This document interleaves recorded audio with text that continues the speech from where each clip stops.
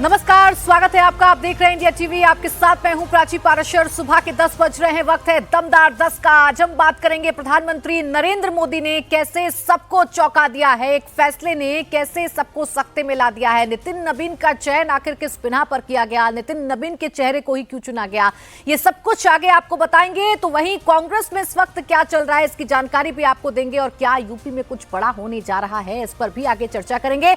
लेकिन आइए सबसे पहले बात कर लेते हैं उस फैसले की जिसकी चर्चा पूरे देश में हो रही है।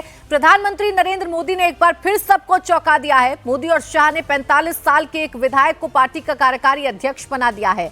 सवाल यह है कि मोदी ने कैसे चौंकाया। क्या मोदी शाह का ये नवीन प्रयोग है? अचानक ही कल ये प्रयोग क्यों किया गया? 45 साल के एक विधायक को पूरी कमान क्यों दे दी गई? क्या नितिन नवीन को 1.5 महीने के लिए कार्यकारी अध्यक्ष बनाया गया है या फिर अगले 3 साल तक वो पार्टी के अध्यक्ष रहेंगे? इन सभी सवालों का जवाब आपको देंगे। लेकिन सबसे पहले इससे जुड़ी एक बड़ी खबर आपको बता देते हैं, एक अपडेट आपको बता देते हैं। थोड़ी ही देर में बीजेपी के नए कार्यकारी अध्यक्ष नितिन नवीन दिल्ली पहुंचने वाले हैं। दिल्ली में एयरपोर्ट पर उनका भव्य स्वागत किया जाएगा। खुद दिल्ली की मुख्यमंत्री रेखा गुप्ता उनका वेलकम करने एयरपोर्ट पहुंचेंगी। इससे आप बीजेपी के कार्यकारी अध्यक्ष की ताकत का अंदाजा भी लगा सकते हैं, क्योंकि नितिन नवीन वैसे तो सिर्फ एक विधायक हैं, लेकिन जब उन्हें बीजेपी कार्यकारी अध्यक्ष बनाया गया तो उनका स्वागत करने के लिए दिल्ली की मुख्यमंत्री जाएंगी। एयरपोर्ट पर उनका भव्य स्वागत किया जाएगा। इसके बाद नितिन नवीन बीजेपी दफ्तर पहुंचेंगे, जहां वो कार्यभार संभालेंगे। जब उन्हें बीजेपी का कार्यकारी अध्यक्ष चुना गया तो उन्होंने इंडिया टीवी से बातचीत में कहा कि वो केंद्रीय नेतृत्व के भरोसे पर खरा उतरने की कोशिश करेंगे। हमारे साथ हैं बीजेपी के राष्ट्रीय कार्यकारी अध्यक्ष नितिन जी। आओ जल्दी। पहली प्रतिक्रिया क्या है आपकी? पार्टी का केंद्रीय नेतृत्व, माननीय प्रधानमंत्री जी का जो आशीर्वाद मिला है, माननीय राष्ट्रीय अध्यक्ष जी का, माननीय गृह मंत्री जी का, माननीय रक्षा मंत्री जी का और अपने केंद्रीय पार्लियामेंट्री बोर्ड का जो मुझे आशीर्वाद मिला है, जो भरोसा है, उस भरोसे पर खरा उतरने का पूरा प्रयास। आपको कब जानकारी मिली इसकी और पहली प्रतिक्रिया आपकी क्या थी? पार्टी ने जब हमसे कहा कि किसको चुनना है तो मैंने कहा संगठन को चुनना है। आपको लगता है कि एक आने वाले समय में कई जिम्मेदारियां अभी आप पर होंगी, चूंकि कई राज्यों में अभी चुनाव है? मेरे नेतृत्व इतना सक्षम है जो हम लोग मिलकर उनके मार्गदर्शन में ये चुनाव लड़ेंगे और जीतेंगे। अच्छा, युवा चेहरे के तौर पर आपको देखा जा रहा है कि आपका चयन जो है शायद इस वजह से है कि एक युवा चेहरा है आप, तो आपको क्या लग रहा है कि आने वाले दिनों में भविष्य की राजनीति का एक आधार अब तैयार किया जा रहा है? मैं अभी तो यही कहूंगा कि भाजपा ने हमेशा युवा नेतृत्व को आगे लेके बढ़ा है। तो नितिन नवीन जो पटना के बांकीपुर से 5 बार के विधायक हैं, जिन्होंने 2 बार सरकार में मंत्री की जिम्मेदारी संभाली है, जो छत्तीसगढ़ में चुनाव के प्रभारी रहे हैं, वो नितिन नवीन अब भारतीय जनता पार्टी के कार्यकारी अध्यक्ष के तौर पर चुने गए हैं। अब हर कोई ये सोच रहा है कि नरेंद्र मोदी ने नितिन नवीन में क्या देखा, नितिन नवीन में ऐसा क्या है कि बीजेपी पार्लियामेंट्री बोर्ड अगला कार्यकारी अध्यक्ष चुनने बैठी तो एक ही नाम पर सबकी सहमति बन गई। नितिन नवीन की वो खासियत क्या है जिसने उनको अमित शाह की पहली पसंद बना दिया, और नितिन नवीन में ऐसा क्या है कि नरेंद्र मोदी ने भी उनके नाम पर हां कर दिया? इसका जवाब मोदी के ट्वीट में ही है। पीएम मोदी ने नितिन नवीन को कर्मठ कार्यकर्ता, युवा और परिश्रमी संगठन का अनुभव, प्रभावी काम, समर्पण भाव और विनम्र स्वभाव का जिक्र किया। यानी बीजेपी के केंद्रीय नेतृत्व ने ऐसा कार्यकारी अध्यक्ष चुना है जिसे चुनाव लड़ने और चुनाव लड़ाने दोनों का अनुभव है।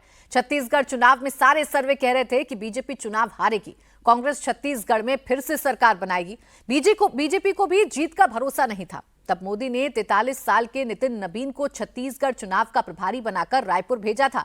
नितिन नवीन ने चुनाव बदला, चुनाव लड़ने का तरीका बदला और छत्तीसगढ़ में सरकार बदल गई। कांग्रेस हार गई और बीजेपी की सरकार बन गई। अगर बाकी दलों के राष्ट्रीय अध्यक्षों की उम्र में तुलना करें तो कांग्रेस के मल्लिकार्जुन खड़गे की उम्र 83 साल है, समाजवादी पार्टी के अखिलेश यादव की उम्र 52 साल, टीएमसी की ममता बनर्जी की उम्र 70 साल, टीएमके के स्टालिन की उम्र 72 साल है। तो सबसे युवा एज में कार्यकारी अध्यक्ष नितिन नबीन को बनाया गया है और सबके मन में एक ही प्रश्न लगातार घूम रहा है। प्रश्न ये है कि नितिन नबीन को क्यों चुना गया, और प्रश्न ये भी है कि कल ही का दिन क्यों चुना गया। जब उत्तर प्रदेश में संगठन का चुनाव हुआ, जब उत्तर प्रदेश में प्रदेश अध्यक्ष के नाम का ऐलान हुआ, उसके ठीक कुछ घंटों बाद ही नितिन नबीन के नाम का ऐलान क्यों किया गया। खास मेहमान हमारे साथ स्टूडियो में हैं अवधेश कुमार सीनियर जर्नलिस्ट और विनोद अग्निहोत्री सीनियर जर्नलिस्ट के तौर पर हमारे साथ। आप दोनों का बहुत स्वागत। अवधेश जी, इस सवाल का जवाब पहले आप दे दीजिए। कल जब हम यूपी की चर्चा कर रहे थे, हम ये बात कर रहे थे कि यूपी में पंकज चौधरी को जिम्मेदारी दी गई है, एकाएक नितिन नबीन का नाम आना, कल ही के दिन को क्यों चुना गया? नहीं, कल के दिन को क्यों चुना गया इसके कोई ऐसे ठोस कारण नहीं है, लेकिन दिखाई दे रहा है कि प्रधानमंत्री जी को 3 दिन की विदेश यात्रा पर देना है और खरमास शुरू हो रहा है। तो खरमास में अध्यक्ष की घोषणा नहीं कर सकते थे, वो 14 जनवरी तक प्रतीक्षा करनी पड़ती। और चूंकि अब पश्चिम बंगाल का चुनाव आ चुका है, जेपी नड्डा जी का कार्यकाल जून 2024 में समाप्त हो चुका है, एक्सटेंशन पर चल रहे थे, तो फिर ये तय हुआ है। और पार्लियामेंट्री बोर्ड की बैठक जो है 2 दिन पहले ही तय हो गई थी। तो 2 दिन पहले पार्लियामेंट्री बैठक तय होने का अर्थ था कि एक बड़ा फैसला कोई होने वाला है। पार्लियामेंट्री बोर्ड नॉर्मली तो नहीं बैठती है, तो जाहिर है कि ऐसा होने वाला था। तो इस समय ये वो घोषणा करके इसलिए गए हैं कि अब इसके बाद जो पश्चिम बंगाल और बाकी चुनाव है, तो एक फुल फ्लेज्ड अध्यक्ष, हालांकि कार्यकारी अध्यक्ष को हम फुल फ्लेज्ड अध्यक्ष नहीं कहते हैं, लेकिन जब उनको बनाया गया है तो ये बात बताते हुए कि आप फुल फ्लेज्ड अध्यक्ष हो, और शायद पश्चिम बंगाल चुनाव के बाद राष्ट्रीय परिषद की बैठक बुलाकर और इसका अनुमोदन करा लिया जाएगा। कुछ लोग बता रहे थे कि 14 जनवरी के बाद कराएंगे, लेकिन मेरी जानकारी है कि नहीं, अब ये इसके पश्चिम बंगाल और बाकी जो चुनाव है उसके बाद कराएंगे। तो इसीलिए समय केवल इतना ही है कि खरमास है, प्राइम मिनिस्टर को विदेश जाना है, राष्ट्रीय अध्यक्ष की नियुक्ति में विलंब हो रही थी, ये करना आवश्यक था, इसलिए कर लिया गया। अब दूसरा इसके पीछे हो रहा है कि भाई प्रधानमंत्री नरेंद्र मोदी, अगर आप पिछले लंबे समय से देखें तो राज्यों में जब मुख्यमंत्रियों उपमंत्रियों का चयन हो रहा है, उसको इनसे जोड़ के देखें तो लगता है कि धीरे धीरे एक जेनरेशन चेंज जिसको कहते हैं कि आने वाले 25-30 सालों के लिए पार्टी को नेतृत्व थमा के हम जो है, जब हमको, मैं अगर पार्टी के नेतृत्व से स्वयं को अलग करूंगा, हटूंगा, तो उस समय तक एक हमारे नेतृत्व में काम सीखते हुए, बढ़ते हुए स्थापित नेताओं की एक फौज खड़ी हो जाए देश में। तो उसके तहत से किया गया। अन्यथा जो आप बता रही हैं अभी कि ये तो हम लोग ढूंढ रहे हैं ना कि उन्होंने क्या क्या किया है। हाँ। ये ढूंढना पड़ रहा है, तो ये कारण नहीं होगा। नहीं, कल से लोग लगातार ये चर्चा कर रहे हैं कि ये जनरेशन लीप है और ये चेंज भारतीय जनता पार्टी ही कर सकती है। एकाएक सबको चौंका दिया। विनोद जी, कोई चर्चा भी नहीं कर रहा था नितिन नबीन के नाम की, किसी की लिस्ट में नितिन नबीन नहीं थे, और अचानक से उनके नाम का ऐलान हो जाना। नितिन नबीन में ऐसा क्या खास है कि 45 साल की उम्र में वो बीजेपी के राष्ट्रीय कार्यकारी अध्यक्ष चुन लिए गए? देखिए, भारतीय जनता पार्टी और राष्ट्रीय स्वयंसेवक संघ, वो सही कहा अवधेश जी ने कि अपनी नई पीढ़ी तैयार करते हैं। अटल जी के समय भी याद देखिए, अटल जी अडवाणी जी के ज़माने में जब नितिन गडकरी बने थे, वो भी नितिन ही थे, भाई नाम दोनों का एक ही जैसा है, तो तब भी सब चौंके थे कि अचानक नितिन गडकरी के नाम आया था। उस वक्त तो क्या थे नितिन गडकरी, मुंबई के प्रदेश अध्यक्ष रह चुके थे और महाराष्ट्र सरकार में मंत्री रहे थे PWD के। बाकी कोई उनका भी बड़ा प्रोफाइल नहीं था। हाँ, नागपुर से थे, संगठन के थे व्यक्ति, और अचानक जब नाम आया तो लोगों को लगा, अरे इतने हैवीवेट, वेंकैया नायडू, अडवाणी जी, अटल जी, राजनाथ सिंह, तमाम सारे हैवीवेट, वसुंधरा राजे, शिवराज सिंह चौहान, इनके ऊपर नितिन गडकरी अध्यक्ष बनेंगे, और बने वो, और आज वो बड़े नेता बन गए नितिन गडकरी जी आज। तो एक पीढ़ीगत नेतृत्व तो बदल करके नई पीढ़ी को धीरे धीरे लाना, ये उनकी एक प्रक्रिया, एक उनकी राजनीतिक शैली का हिस्सा है। अटल जी के ज़माने में तमाम नए लोग तैयार किए गए। भाई शिवराज सिंह चौहान जब मुख्यमंत्री बने थे तो सांसद ही तो थे, युवा मोर्चा के वो अध्यक्ष रह चुके थे। आप देखिए, वसुंधरा राजे, शिवराज सिंह चौहान, रमन सिंह, एक पूरी पीढ़ी तैयार की गई थी उस समय भी नेताओं। कल्याण सिंह, ये आगे इन्होंने पार्टी चलाई। मोदी जी भी सही कह रहे हैं अवधेश जी, मोदी जी भी, चूंकि अब धीरे धीरे एक समय ऐसा आएगा कि मोदी जी स्वयं को सक्रिय राजनीति से अलग करेंगे, तो ऐसे में पार्टी का एक नेतृत्व होना चाहिए। और उसमें मुख्यमंत्री के स्तर पर आप देवेंद्र फडणवीस को देख लीजिए, योगी आदित्यनाथ को देख लीजिए, या मोहन यादव आ गए, भजन लाल शर्मा आ गए। अब परफॉर्मेंस कौन कैसा कर रहा है ये उनको तय करना है। पार्टी मौका दे रही है, जो अच्छा परफॉर्म करेगा वो टिकेगा, जो नहीं अच्छा परफॉर्म करेगा वो अपने आप वाइप आउट हो जाएगा। तो ये पार्टी मौका दे रही है। नितिन नवीन को भी मौका दिया गया है, तो 4 बार 5 बार शायद चुनाव जीत चुके हैं। उनके पिताजी नवीन किशोर सिन्हा जी भी जो है भारतीय जनता पार्टी के विधायक रहे, तो पार्टी से उनका नाता रहा है, ये भी नहीं है कि किसी दूसरी पार्टी से आए हो। तो उस लिहाज से हाँ, नाम हम सबको इसलिए चौंकाता है कि हम सब परंपरागत तरीके से चीजों को देखने के आदी हैं। हमें लगता है कि भाई चेहरा है, कैसा चेहरा है हाँ। जो किसी बैगेज के साथ नहीं चलता है, कैसा चेहरा है बिल्कुल। जिसके नाम के साथ कोई ऐसी बात नहीं जुड़ी हुई है जो किसी को परेशान कर सकती है। हाँ, प्रश्न कि तो ये कल भी को कोई है, फाइल खुल जाए। हाँ, बस प्रश्न तो ये भी है, एक छोटा सा जवाब इस पर दे दीजिएगा विनोद जी, कि क्या ये कार्यकारी अध्यक्ष के तौर पर कुछ महीने का ही कार्यकाल पूरा करेंगे, या देख रहे हैं आप कि एक लंबा सफर इनको तय करना है? नहीं, मुझे लगता है इनको लंबा सफर तय करना है। देखिए, गडकरी जी भी जब बने थे तो कार्यकारी अध्यक्ष ही बनाए गए थे और उसके बाद उनको कंटिन्यू किया गया। नड्डा जी जब बने, हालांकि नड्डा जी का प्रोफाइल तब तक बढ़ चुका था, वो केंद्रीय मंत्री थे, राष्ट्रीय महासचिव रह चुके थे, उनको भी शुरू में कार्यकारी अध्यक्ष बनाया गया। उसके बाद नितिन नवीन जी भी कार्यकारी अध्यक्ष बनाए गए हैं और जब भी राष्ट्रीय परिषद का अधिवेशन होगा उसके बाद उनको नाम की पुष्टि हो जाएगी। वो अब जनवरी देखिए, में हो एक या तरफ हम इस कार्यशैली की बाद बात में। कर रहे हैं, हम ये चर्चा कर रहे हैं कि बीजेपी कैसे सबको चौंकाती है और एक नई लीडरशिप को आगे लेकर आती है, नए चेहरों को मौका देती है। 45 साल के युवा चेहरे को मौका दिया गया है। तो दूसरी तरफ अब कांग्रेस पार्टी क्या कर रही है? कांग्रेस पार्टी किन मुद्दों को लेकर चल रही है? कांग्रेस के भीतर क्या चल रहा है? कांग्रेस का इकोसिस्टम कैसे काम करता है, ये आपको बताते हैं। कल कांग्रेस पार्टी ने एक रैली का आयोजन किया था, वोट चोर गद्दी छोड़ इसका नाम दिया गया था, और इसमें आपत्तिजनक नारेबाजी की गई जिसमें कांग्रेस फंस गई है। बैठे बिठाए बीजेपी को मुद्दा दे दिया है। दरअसल कल दिल्ली के रामलीला मैदान में कांग्रेस ने वोट चोरी रैली का आयोजन किया था। राहुल गांधी, प्रियंका गांधी, सोनिया गांधी और खड़गे समेत तमाम नेता इसमें शरीक हुए। लेकिन इस रैली में जयपुर महिला कांग्रेस की जिला अध्यक्ष मंजू लता मीणा ने पीएम मोदी की मौत के नारे लगवाए।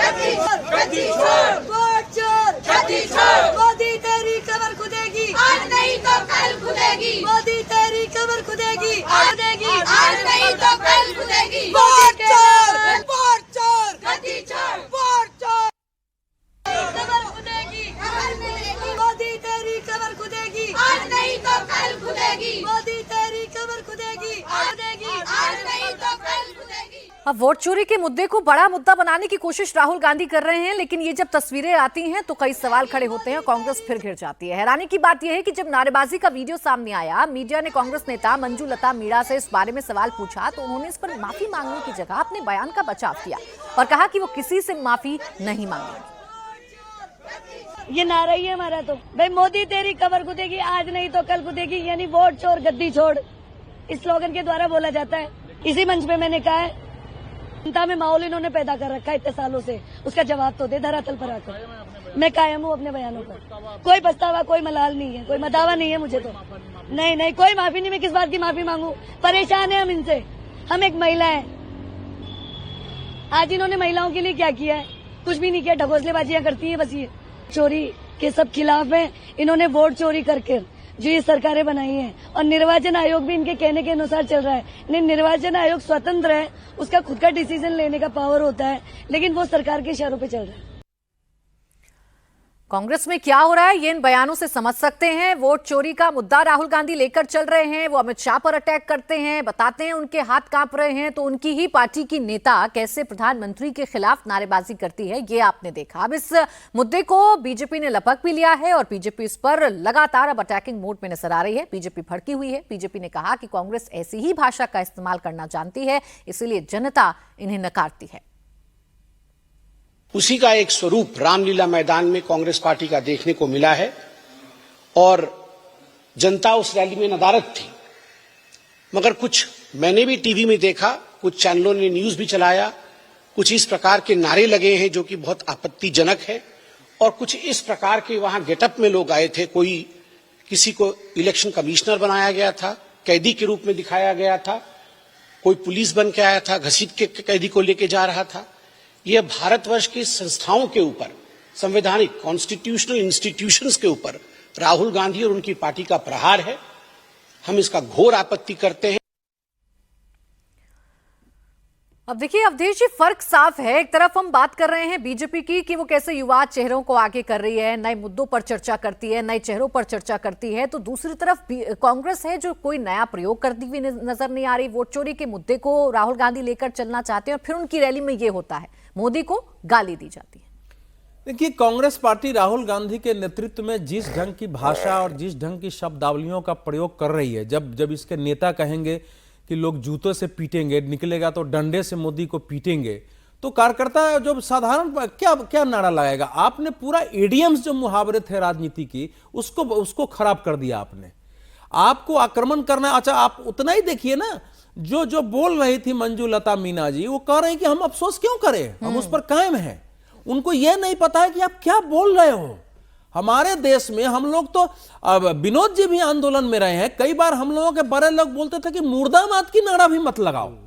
हम लोगों को सिखाया जाता था कि हम विचार के विरोधी हैं, हमको किसी को मुर्दाबाद का भी नारा नहीं लगाना चाहिए, और न किसी के हमको मैंने व्यक्तिगत रूप से पुतला दहन का भी हम लोगों को कई बार रोका गया था। लेकिन अब ये प्रशिक्षण नहीं है। और कल की जो रैली थी, ये रैली बता रही है कि कांग्रेस जो है केवल विचार ही नहीं, विचार और व्यक्तित्व तो है ही है, कांग्रेस व्यवहार के स्तर पर उसका इतना पतन हो गया है कि आप एक इप्टा का जो पहले नाटक मंडली होती थी, उस प्रकार से राष्ट्रीय रैली में आपके यहां उपयोग हो रहा है।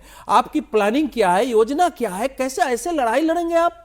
तो इसलिए कांग्रेस का तो स्वयं पता लगने की दुर्भाग्य है कि जब आप वोट नहीं जीतते हैं तो अगर असंतुलन में इस प्रकार की जगह जगह भाषा का प्रयोग होगा। वैसे पहली बार नहीं, हमने किसान आंदोलन के दौरान सुना था, मोदी तेरी कब्र खुदेगी, उसके पहले भी सुना है, वो चलता रहता है। हालांकि हिंदू धर्म में कब्र नहीं खुदा जाता है, यहां शव का दहन होता है, शव जलाया जाता है। कब्र की परंपरा दूसरे धर्मों और पंथों में है, यह भी जानना चाहिए। लेकिन कांग्रेस हालांकि कह रही है कि हम उस बयान से अपने को अलग करते हैं, हम उस बयान के साथ नहीं है, लेकिन वो बाहर और अंदर से अंतर आता है। सर, आपने व्यवहार की चर्चा की है, तो एक व्यवहार की चर्चा और हो रही है। कल जब रैली हो रही थी और रणदीप सुरजेवाला मंच का संचालन कर रहे थे, खड़गे साहब को मंच पर बुला लिया गया था, खड़गे साहब मंच पर आ गए थे, तो उनके साथ क्या हुआ मंच पर, इसकी भी चर्चा बड़ी हो रही है। और इसे फिर कंपैरिजन करके देखा जा रहा है कि बीजेपी जहां 50 साल से कम उम्र के व्यक्ति को अपना राष्ट्रीय अध्यक्ष बना रही है, तो वहीं कांग्रेस के राष्ट्रीय अध्यक्ष की उम्र 83 साल यानी करीब करीब दुगना है। कल कांग्रेस की रैली के दौरान एक अजीब वाकया हुआ। दरअसल मंच का संचालन कांग्रेस नेता सुरजेवाला कर रहे थे। मंच से उन्होंने पहले कांग्रेस अध्यक्ष मल्लिकार्जुन खड़गे को भाषण देने के लिए बुलाया, लेकिन बाद में उन्हें राहुल गांधी को भाषण देने के लिए बुलाना पड़ा, क्योंकि राहुल गांधी उस समय भाषण देना चाहते थे। अब इसे लेकर बीजेपी हमलावर है। बीजेपी ने सोशल मीडिया प्लेटफॉर्म एक्स पर लिखा, नामदार पहले पार्टी बाद में। कांग्रेस अध्यक्ष खड़गे जी भाषण देने के लिए खड़े हुए। युवराज ने कहा, मैं पहले बोलूंगा, संदेश गया, आदेश आया और खड़गे जी चुपचाप बैठ गए। कांग्रेस में अध्यक्ष नहीं कठपुतली होती है, ये पार्टी नहीं परिवार की जागीर है, जहां लोकतंत्र सिर्फ पोस्टर तक सीमित है। भारतीय राष्ट्रीय कांग्रेस के सम्मानित अध्यक्ष आदरणीय मल्लिकार्जुन खड़गे साहब से कि वो आए और अपना आशीर्वाद हमें दें।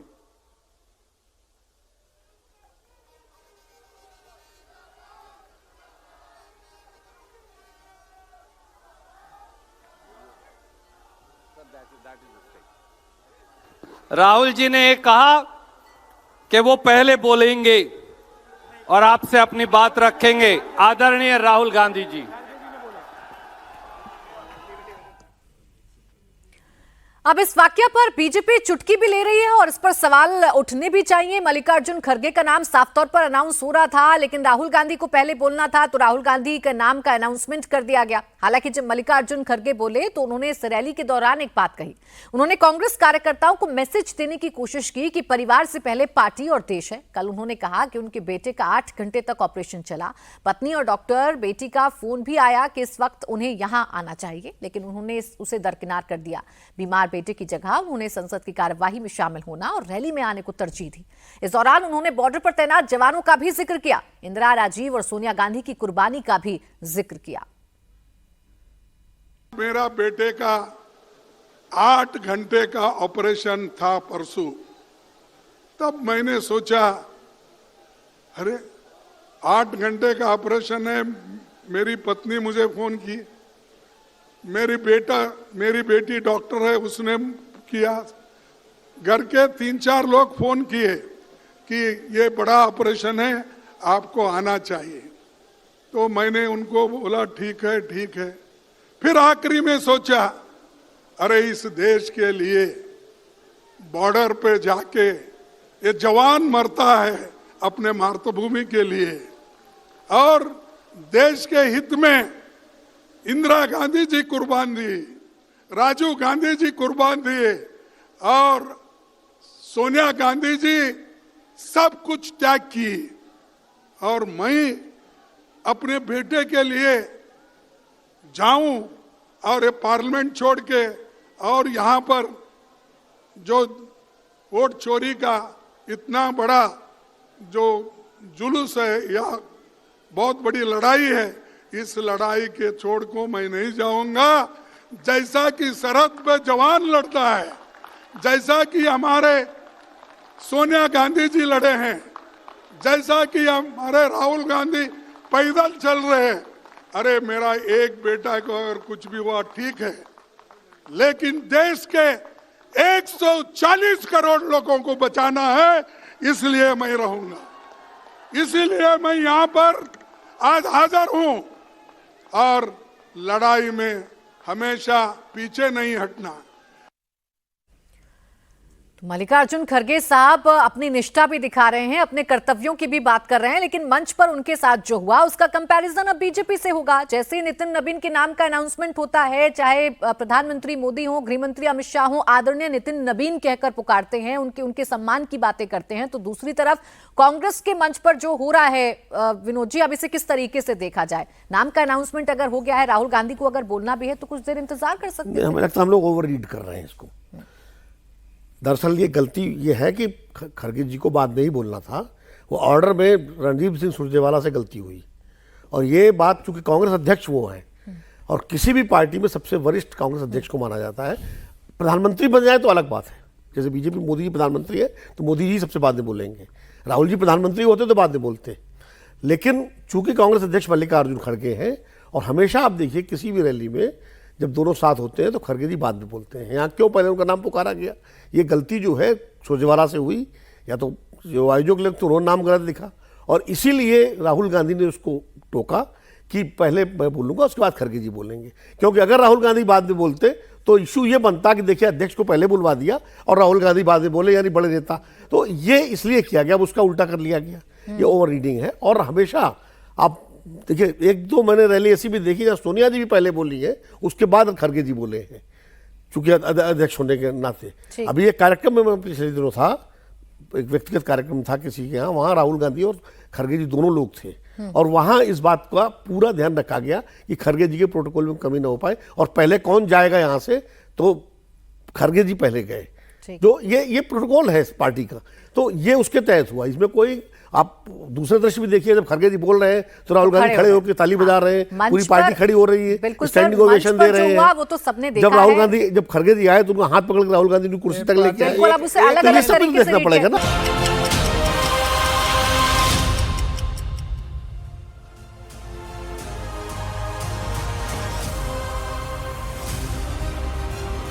ब्रेक के बाद आपका स्वागत है। आप देख रहे हैं दमदार 10। अब बात करेंगे ऑस्ट्रेलिया के सिडनी की बॉन्डी बीच पर फायरिंग की, जिससे पूरी दुनिया दहशत में है। सिडनी में हुए हमले में मारे गए लोगों का आंकड़ा बढ़ गया है। अब तक 16 लोगों की मौत हो चुकी है, 45 लोग घायल हैं। मरने वालों का आंकड़ा बढ़ने की आशंका है। मरने वालों में एक 10 साल की मासूम बच्ची भी शामिल है। 2 हमलावरों ने यहूदियों के हनुक्का फेस्टिवल के बीच ताबड़तोड़ फायरिंग की। पुलिस को स्पॉट से 6 बंदूकें मिली हैं। आरोपी बाप बेटे की जोड़ी थी, जिसमें से 50 साल का हमलावर साजिद अकरम मारा गया, जबकि 24 साल का उसका बेटा नवीद अकरम घायल है और अस्पताल में उसका इलाज चल रहा है।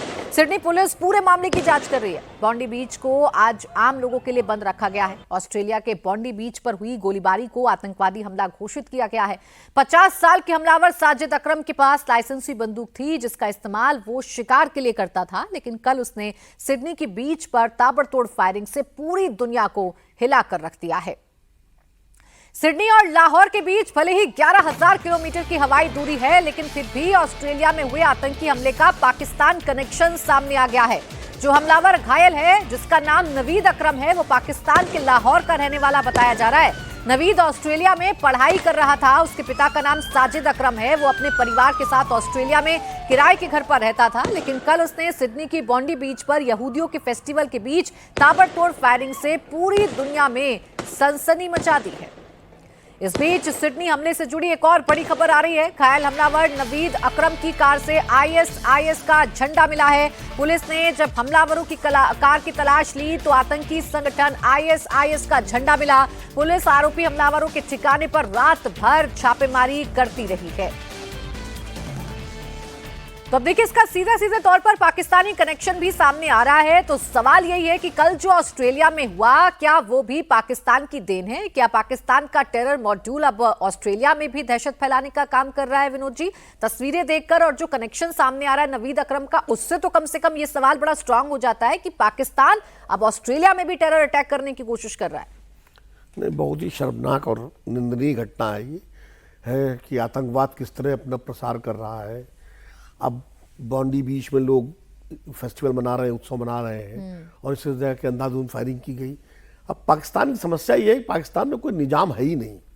एक कठपुतली सरकार है जिसको सेना चला रही है, और वहाँ तमाम तंजीमें हैं जो इस तरह के लोगों का रेडिकलाइजेशन कर रही हैं और ऐसे भेज रही हैं या उनको रेडिकलाइज करके उनका दिमाग और इस तरह की घटनाओं को अंजाम देती है। अब पाकिस्तान तो कहेगा हमारा कोई लेना देना नहीं है, अब वो कहेंगे वो रहने वाला है, तो इससे क्या? अरे भाई, सवाल ये है कि आपने ऐसा माहौल क्यों पैदा कर दिया है, ऐसी तंजीमों क्यों छूट दी हुई है आप उन पर, उनके खिलाफ। हालांकि खुद पाकिस्तान में भी आतंकवादी घटनाएं हो रही हैं, लेकिन जब आप सांप पालेंगे तो सांप का जहर भी आपको झेलना पड़ेगा, दंश झेलना पड़ेगा। तो वही पाकिस्तान के साथ हो गया है।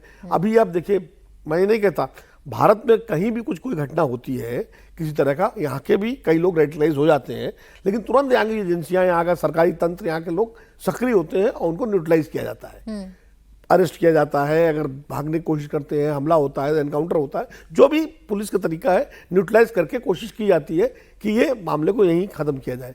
पाकिस्तान में समस्या ये है कि वहाँ ऐसी तमाम तंजीमें जो है, एक भारत के खिलाफ तो लगातार उनका है ही, कश्मीर से लेकर के अब तो दुनिया भारत के हर हिस्से में वो स्लीपर सेल तैयार करना, आईएसआई का तो काम ही यही हो गया है।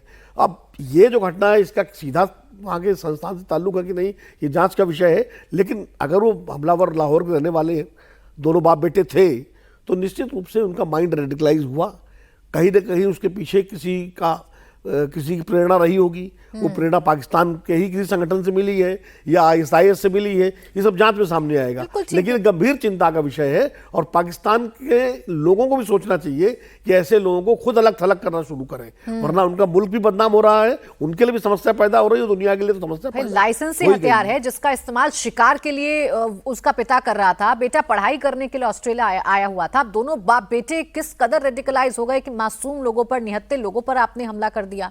10 साल की एक मासूम बच्ची को भी नहीं छोड़ा। अब ये जो आंकड़ा है वो लगातार बढ़ता जा रहा है। 16 लोगों की अभी तक इसमें जान जा चुकी है, 45 लोग इसमें घायल हैं। सवाल अब ये भी है कि अब देखिए, 50 साल की उम्र का आदमी, कोई 18-20 साल का बच्चा नहीं, युवा की एकदम रेडिकलाइज हो गया हो।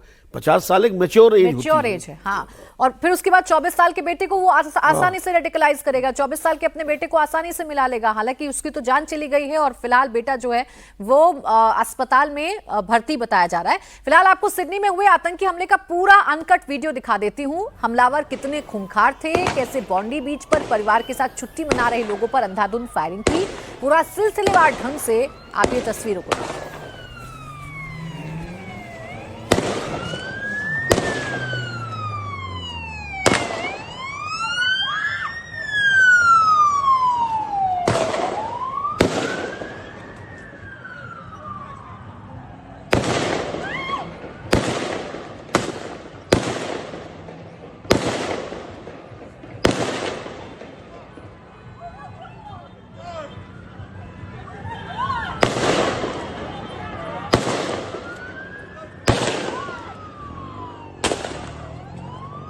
लगातार फायरिंग, अंधाधुंध फायरिंग की गई है, मासूम लोगों को निशाना बनाया गया है। सिडनी आतंकी हमले को लेकर पुलिस का भी बयान आ गया है। पुलिस हर एंगल से जांच कर रही है और आरोपियों की कुंडली खंगालने में लगी है। Satisfied that there were 2 offenders involved in yesterday's incident.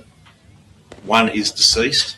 The second is in critical but stable condition in hospital at the moment. The offenders are a 50-year-old and 24-year-old male who are father and son. The 50-year-old is deceased. The 24-year-old is currently in hospital at the moment. As part of the investigation, we conducted 2 search warrants last night, one at Bonnie Rig and a second at Campsie. The 50-year-old male is a licensed firearms holder. He has 6 firearms licensed to him. We are satisfied that we have 6 firearms from the scene yesterday, but also as a result of the search warrant at the Campsie address, Ballistics and forensic investigation will determine this morning that those 6 firearms are the 6 that were licensed to that man, but also that they were used in the offence yesterday.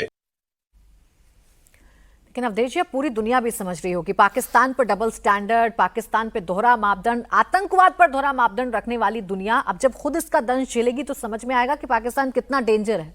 देखिए, ये पाकिस्तान का इसमें होना एक पहलू है, क्योंकि जब आधुनिक युग में इस्लाम के विस्तार का, संपूर्ण दुनिया के इस्लामीकरण पर लोग इन्होंने विचार करना शुरू किया, तो उस समय पाकिस्तान अफगानिस्तान को एक केंद्र बनाया गया।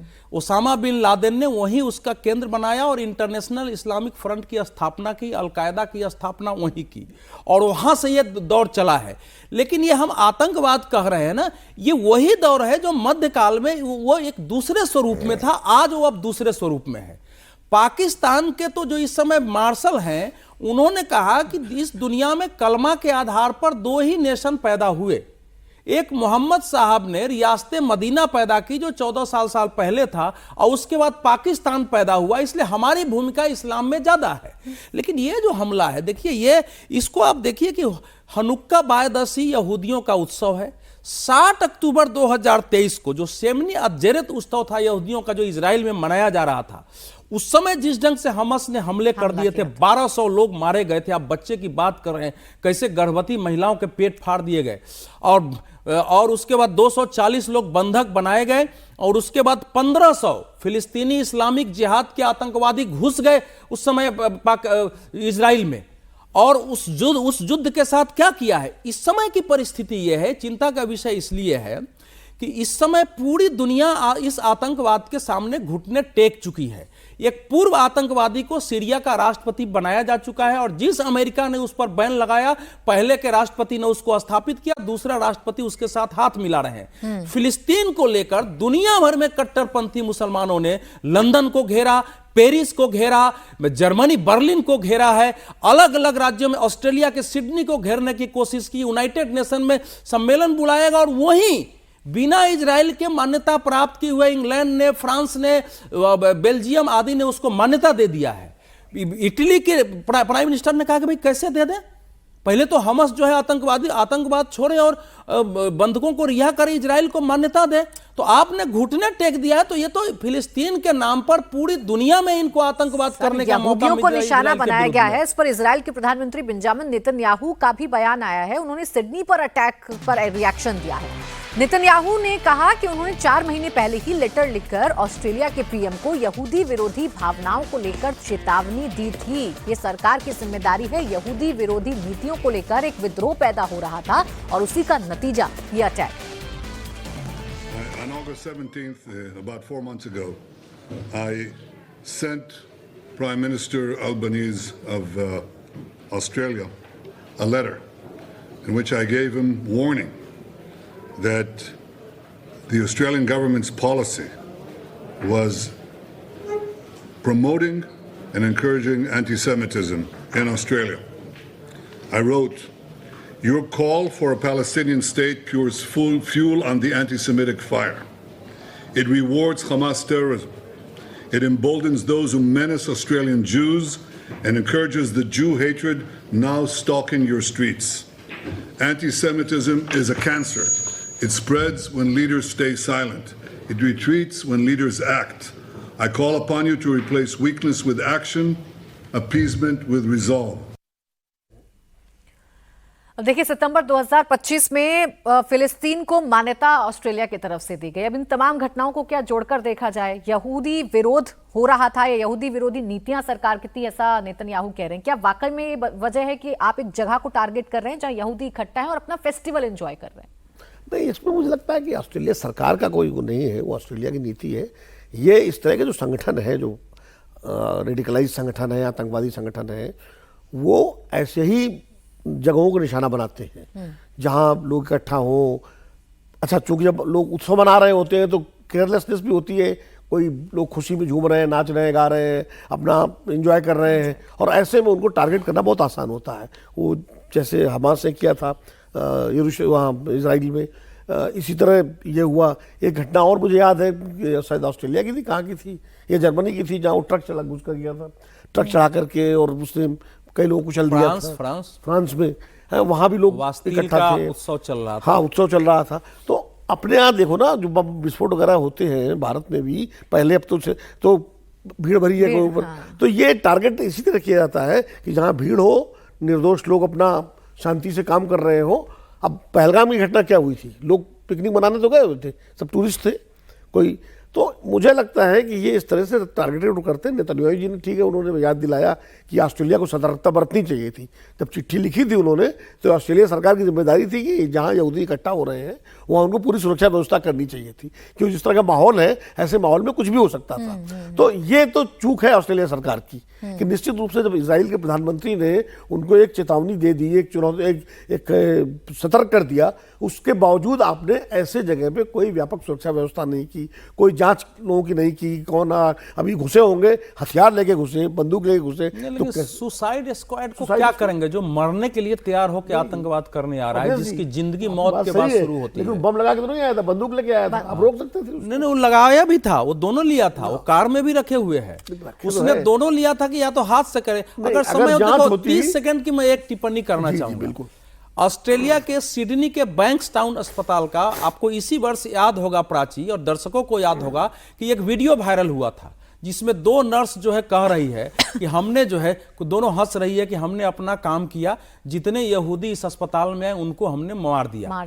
और एक डॉक्टर कह रहा है एक इजरायली पेशेंट को कि अच्छा आप इजरायली हैं, मैं आपको कुछ नहीं कर सकता हूं, आपको तो मरना ही होगा। और उसके बाद ऑस्ट्रेलिया की सरकार ने उसकी निंदा भी की है। ये खतरा इस समय संपूर्ण दुनिया का इस्लामीकरण का है। इस समय यहूदी का बहाना बनाया गया। भारत में क्यों विस्फोट कर दिया, कुछ दिन पहले अमेरिका में क्यों किया है, नीदरलैंड में कैसे हो गया है। तो ये एक ऐसी ये शक्ति है जिसको समझे बगैर, और जब ट्रंप जैसा आदमी सरेंडर कर गया है दुनिया में, तो एक बहुत बड़ी लड़ाई है। और ऑस्ट्रेलिया ने तो थोड़ा सा किया था इधर कि भैया लाउड स्पीकर उतारो मस्जिदों से, आप बुर्का पहन के नहीं चल सकते हैं हमारे यहाँ, मदरसे आप ऐसे चलाएंगे। और जैसे हमारे यहाँ अल फलाह यूनिवर्सिटी पकड़ाया है, वैसे ही ऑस्ट्रेलिया में ये जो अभी जिसका हम लोग नाम ले रहे हैं पाकिस्तान का, अल मुराद यूनिवर्सिटी में संस्थान में ये पढ़ रहा था। तो अल मुराद, अल फतह, अल फलाह यूनिवर्सिटी उन सब देशों में भी ऐसे ही बन गए हैं। अब वहां क्या हो रहा है, कैसे हो रहा है, ये दुनिया का, ये अकेले कोई देश इसका सामना नहीं कर सकता है। ठीक है। और दुनिया सरेंडर कर चुकी है। भारत के अलावे आतंकवाद के विरुद्ध खुल के कोई देश इस समय खड़ा नहीं है। भारत तो खुद शिकार है ना उसका। समस्या ये आ गई है कैसे इसका सामना किया। हाँ, भारत शिकार है। और प्रधानमंत्री कहते भी हैं कि सबको साथ मिलकर आतंकवाद के खिलाफ लड़ना होगा। अभी तक दुनिया आतंकवाद को अपने हिसाब से, अपने चश्मे से देखा करती थी, लेकिन अब जब खुद पर बीतेगी और इस तरीके की घटनाएं, दर्दनाक और शर्मनाक घटनाएं आएंगी, तो सोचना होगा कि पाकिस्तान इस पूरी दुनिया के लिए कितना खतरा है। आगे बढ़ रहे प्रधानमंत्री नरेंद्र मोदी आज से 3 देशों की यात्रा पर हैं। पीएम मोदी की यात्रा 4 दिनों की होगी। इस वक्त की बड़ी खबर यह है कि 3 देशों की यात्रा पर पीएम मोदी रवाना हो चुके हैं।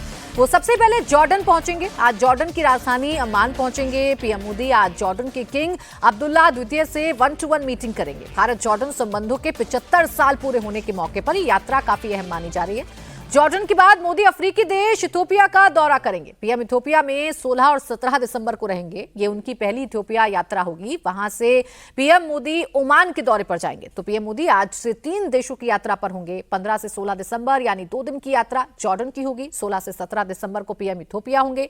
17 से 18 दिसंबर को पीएम मोदी ओमान के दौरे पर रहने वाले हैं। सबसे पहले पीएम मोदी जॉर्डन जाएंगे। ये दौरा किन मायनों में खास है वो भी आपको बताती हूं। आज जॉर्डन के किंग अब्दुल्ला द्वितीय बिन अल हुसैन से मुलाकात करेंगे। यहां वो भारतीय समुदाय से भी मिलेंगे। भारत और जॉर्डन के कूटनीतिक संबंधों के 75 साल पूरे हो रहे हैं, इस लिहाज से ये दौरा अहम है। पीएम मोदी ऐतिहासिक पेट्रा शहर का भी दौरा करने वाले हैं। जॉर्डन में मोदी कारोबारियों को भी संबोधित करेंगे। भारत और जॉर्डन के बीच व्यापारिक रिश्तों को मजबूती देने के मकसद से ये दौरा काफी अहम माना जा रहा है। तो 3 देशों के दौरे पर आज पीएम निकल रहे हैं और सबसे पहले देश जॉर्डन आज पीएम जा रहे हैं, रवाना हो चुके हैं और वहां पर कारोबारियों से भी मुलाकात करेंगे। जो कूटनीतिक संबंध है दोनों देशों के बीच में 75 साल पूरे हो रहे हैं। और पीएम की यात्रा विनोद जी क्या महत्व रखती है, जॉर्डन महत्वपूर्ण क्यों है, या जॉर्डन से जो रिश्ते हैं वो और कितने मजबूत होने जा रहे हैं? देखिए, जॉर्डन से भारत के रिश्ते बहुत परंपरागत रूप से बहुत अच्छे रिश्ते हैं और कोई भी सरकार रही हो, जॉर्डन के साथ हमारा संबंध, जॉर्डन, कतर, इन देशों के साथ बहुत अच्छे रिश्ते हैं। कुवैत और भारत के तमाम भारतीय इन देशों में काम के लिए भी जाते हैं। सबसे बड़ी बात यह है कि प्रधानमंत्री नरेंद्र मोदी ऐसे समय इन देशों की यात्रा पर है जब ऑस्ट्रेलिया की घटना हुई है, और ये पूरा जो मध्य पूर्व का एरिया है जहाँ जा रहे हैं वो, वहाँ भी तमाम इस तरह के आतंकवादी संगठनों की जड़ें गहराई है उधर। तो ऐसे में मुझे लगता है कि आतंकवाद का मुद्दा भी उठेगा और प्रधानमंत्री नरेंद्र मोदी उस मुद्दे पर भी जॉर्डन के किंग से बात करके इस बारे में जरूर कोई ना कोई एक रणनीति बनाएंगे कि भाई आतंकवाद को कंट्रोल करने की जिम्मेदारी, खासकर ये जो आतंकवाद है, जो जिहादी कट्टरवाद आतंकवाद है, जो ऑस्ट्रेलिया में जिस तरह का हुआ या घटनाएं हो रही हैं, जिसकी तरफ अवधेश जी भी इशारा कर रहे थे, उनको प्रारंभिक रूप से नियंत्रण करने की जिम्मेदारी उन देशों की ही सरकारों की है जहां इनको खाद्य पानी मिल रहा है। इसलिए भी यह यात्रा महत्वपूर्ण है।